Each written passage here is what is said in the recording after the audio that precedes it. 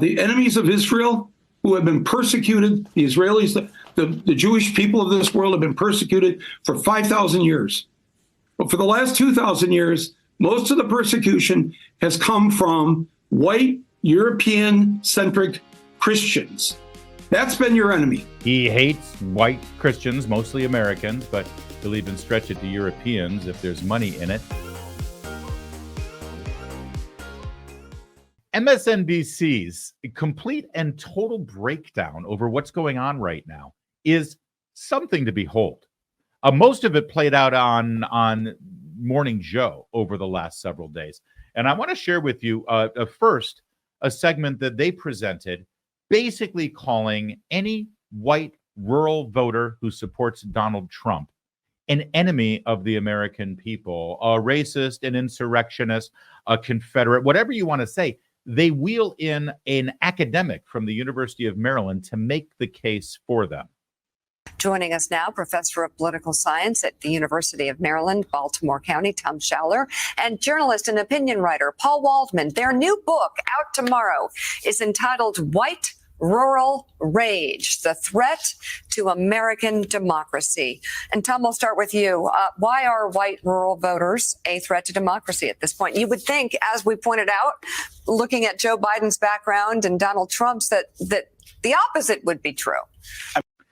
By the way, I do love that everything about this segment is seeped with stereotypes, racism, preconceived bigotry, and frankly, a lack of fundamental understanding of their fellow Americans. When Mika Brzezinski, an urban New York liberal who actually spends most of her time down in Florida with her new husband, Joe Scarborough, who is really just a Me Too situation with a happy ending, let's face it. Her view of American voters, well, yeah, you would think that white rural Americans would be more inclined to like Joe Biden since he's just a regular old guy from Scranton, and Donald Trump is this elite Manhattan rich guy, right? Which fundamentally misunderstands and demeans the so-called white rural voter based on, well, they're white, so they're going to identify, and they're, middle to low class, so they're going to identify the guy who came from nothing instead of the rich guy. Well, no, actually, believe it or not, Mika Brzezinski, white rural voters actually use their brains and actually evaluate an individual, not based on the color of their skin or based on their upbringing or what their socioeconomic equation is. No, they actually evaluate an individual, and especially a politician, based on their policies and their competence and their ability to actually execute the job of president of the United States. But you see, Mika Brzezinski, in her bigotry, there's no other word for it, would never afford that kind of dignity to the white rural voter. So the question itself is so revealing of who this woman is and what the mindset at MSNBC is. But then we go on. Again, the name of the book, White Rural Rage. Watch. I mean, we lay out the fourfold interconnected threat that white rural voters pose to the country. First of all, and we show 30 polls and national studies to demonstrate this. So we provide the receipts in Chapter 6. They are the most racist, xenophobic, anti-immigrant, and anti-gay geodemographic group in the country. Second, they're the most conspiracist group. QAnon support and subscribers, election denialism, COVID denialism and scientific skepticism, Obama birtherism.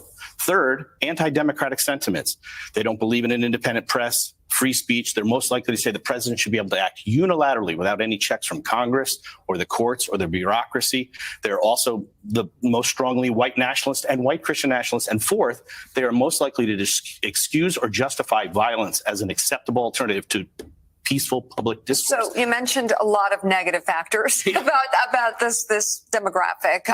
Yeah, and by the way, that's why we booked you on the show, because that's exactly what we wanted you to do. These are the people who say we had to have Joe Biden in office to unite our country and bring us together, to find harmony over the things that we can agree on, to stitch back together the fabric of our nation, like Betsy Ross so many years ago with that first American flag.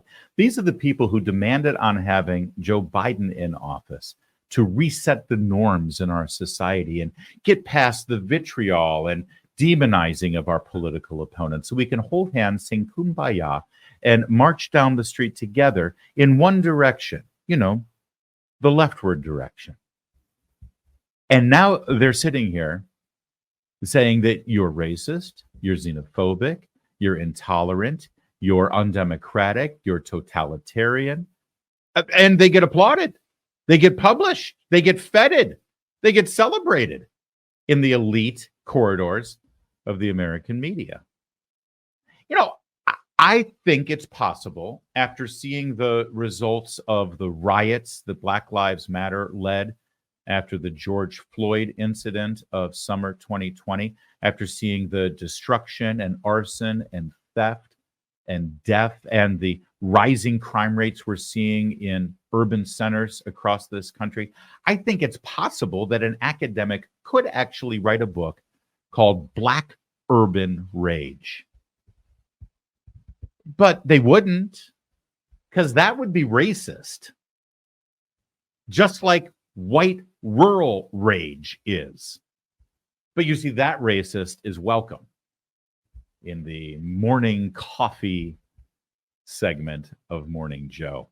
But that's not even the craziest thing we saw on Morning Joe. Watch these two. These two are highly paid political analysts and communicators. And watch where they are right now. In what? This was the first day of March, 2024. We're still 8 months away from the election, 9 months away from the election.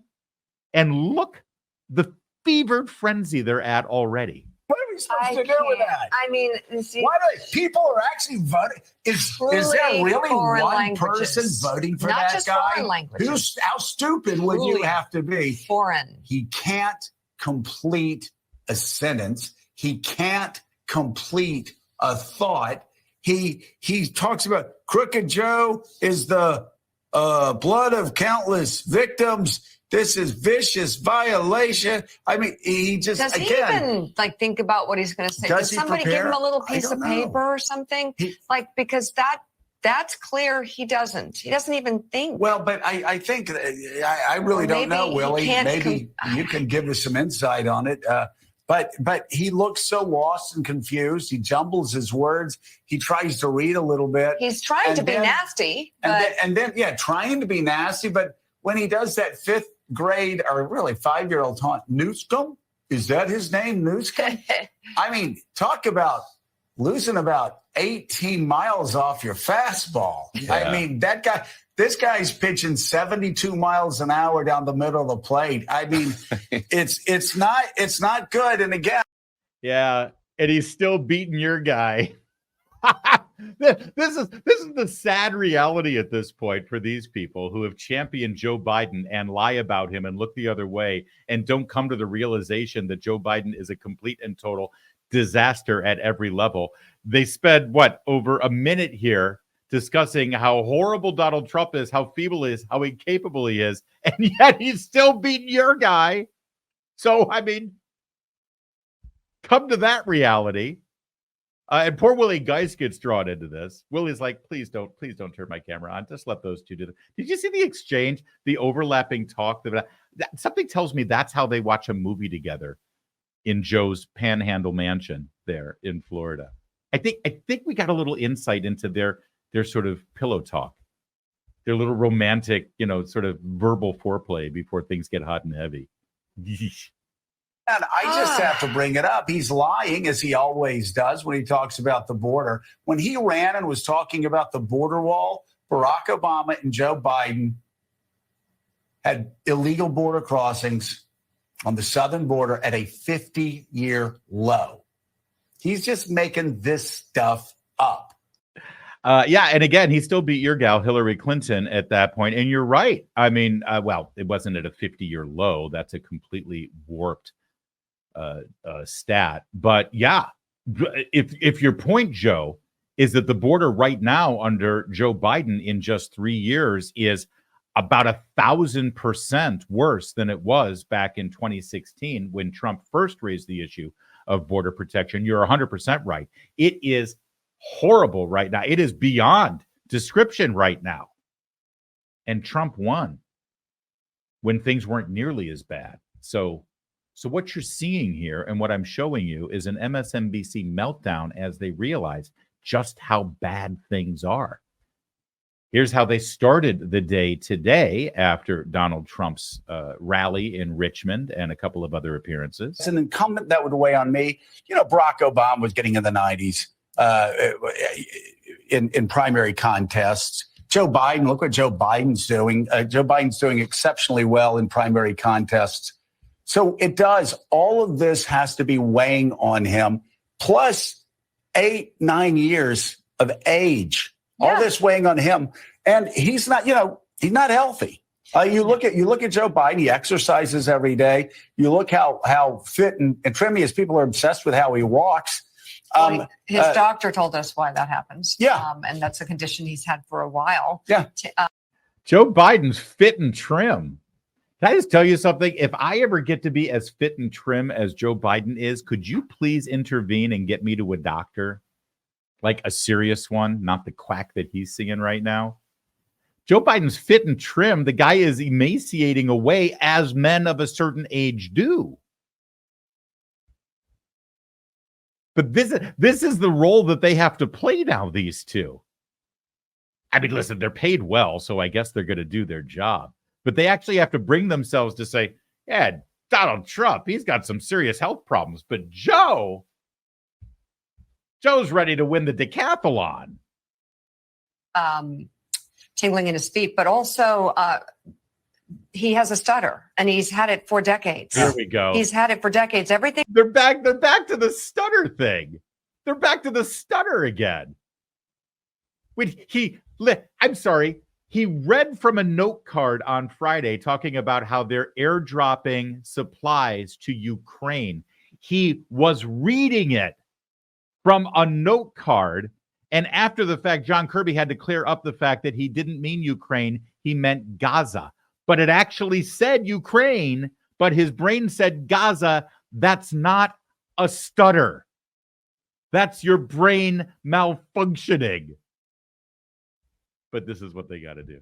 Thing that he is doing, he has done. That's been baked into the Biden situation that we have known for years.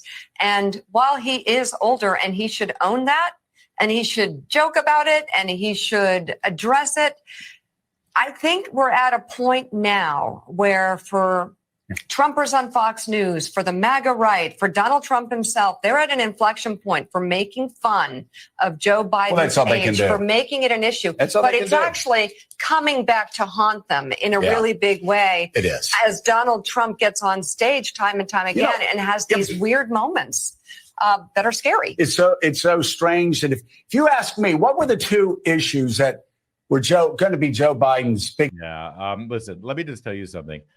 The one thing that you need to know, and the big takeaway you have to have from all of this that you're seeing on MSNBC, is that no one watching that program right there, Morning Joe, is even thinking about voting for Donald Trump.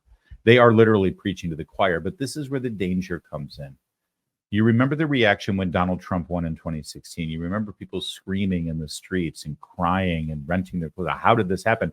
And that's when the Russian collusion hoax narrative actually took hold, because the only possible way that Donald Trump could win and Hillary Clinton lost is if it was stolen.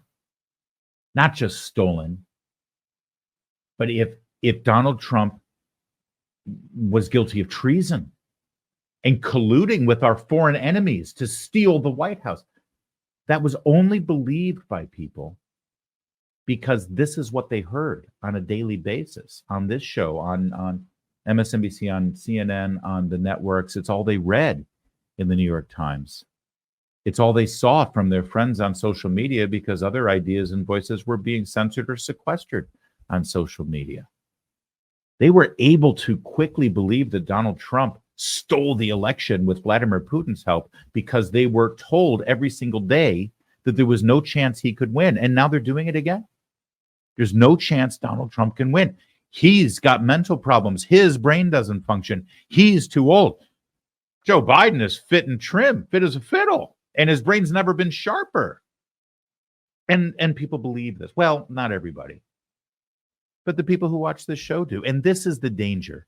When you're actually doing media and political commentary that is rooted in lies, this is the danger, is that the people are not just uninformed, they're ill-informed. And then when something happens that they weren't prepared for, they're willing to believe anything. And it's going to happen again. Meanwhile, one other thing that you heard on MSNBC that was even crazier than all of that, Michael Moore just throwing down with the terrorists. I mean, we call the protesters who are flying Palestinian flags on the streets and ripping down statues and screaming xenophobic river to the sea chants and siding with the perpetrators of the October 7th terror attacks, we call them pro-Hamas.